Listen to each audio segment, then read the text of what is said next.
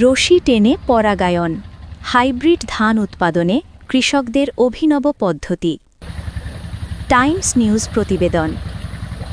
ধানের উন্নত জাত উৎপাদনে মাঠে চলছে ব্যতিক্রমী এক কৃষি পদ্ধতি। পুরুষ ও স্ত্রী বা মেয়ে ধানের সমন্বয়ে কৃত্রিমভাবে পরাগায়ন ঘটিয়ে হাইব্রিড বীজ উৎপাদন করছেন কৃষকরা। এতে ফলন বাড়ার পাশাপাশি উন্নত মানের ধান উৎপাদনের নতুন সম্ভাবনা তৈরি হয়েছে। কৃষি সংশ্লিষ্টরা জানান, হাইব্রিড ধান উৎপাদনের জন্য আলাদা করে পুরুষ ও মেয়ে ধানের লাইন রোপণ করা হয়।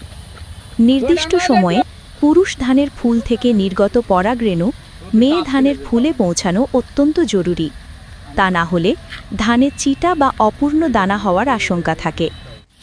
ধানের ফুল ফোটার সময় হালকা টোকা দিলেই পুরুষ গাছ থেকে পরাগরেণু বের হয়ে আসে। সাধারণত 15 থেকে 30 মিনিট পর পর এই রেণু নির্গত হয়।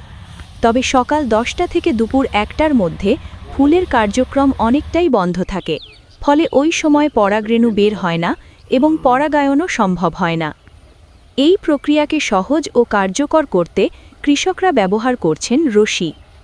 ধানের জমির দুই পাশে 2 জন কৃষক দাঁড়িয়ে রশি টেনে ধানের গাছগুলোকে নাড়িয়ে দেন।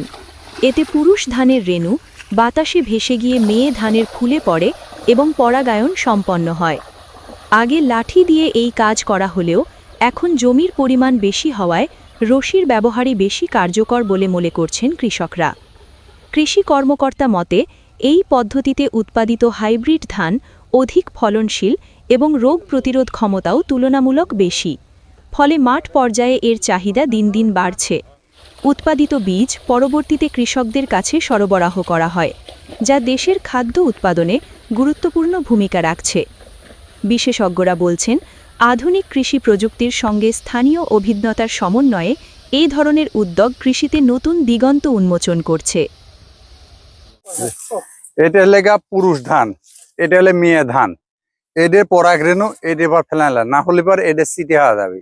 এটা হলে বীজ হয়, বীজ এর রেণু এর যাইতে হবে, গেলে পরে তাহলে হলে পরাগায়ন ফুটালে পরে এটা হাইব্রিড ধান উন্নত মানের জাত হবে। এটা এই জন্য আমরা রশি দিয়ে পরাগায়ন করাচ্ছি। তাহলে ফুল, এই যে ফুল আসছে ফুটেছে, এই ফুলের রেণু আসলে বার টোকা দিলে বার রনে ওরে, তখন ম্যাক্সিমাম আধা ঘন্টা 15 মিনিট 20 মিনিট পর পর রেণু আসে, তখন পরাগায়ন করতে। কিন্তু সকাল 10টার থেকে বেলা 1টা বন্ধক থাকে, একটা অনেক সময় 1টা বন্ধক থাকে। তারপরে আর এদের পুরুষ লাইনের এটা ফুল বন্ধ হয়ে যায়, এটা তখন রেণু ছাড়ে না বা এটা আরো ছাড়ে না, তখন মুখ আটকে যায়। এটা হলে রশির সাহায্যে পরাগায়ন করতে। আগে লাঠি তো আর সম্ভব না এত জমি করা, আমরা রশি দিয়ে টান দিলে পরে এটা হলে ডাস্ট বা রেণু উঠলে পরে এদের মেয়ের মধ্যে যায়, তখন মনে করেন এটা গর্ভবতী হওয়া যায় মেয়ে। এটা এই জন্য রশি দিয়ে আমরা পরাগায়ন করাই। ফলন এদের ক্ষেত্রে এখন ফলন স্বাভাবিক ফলন হবে, যখন চাষি লাগাবে তখন চাষির উন্নত মানের চাষির বেশি ফলন হবে তখন চাষির ক্ষেত্রে। আর এখন আমরা 29 যে হাইব্রিড আমরা করি, এরকম স্বাভাবিক ফলন এটা এখন হবে। কিন্তু চাষির ক্ষেত্রে গেলে তখন চাষির ক্ষেত্রে বেশি হবে।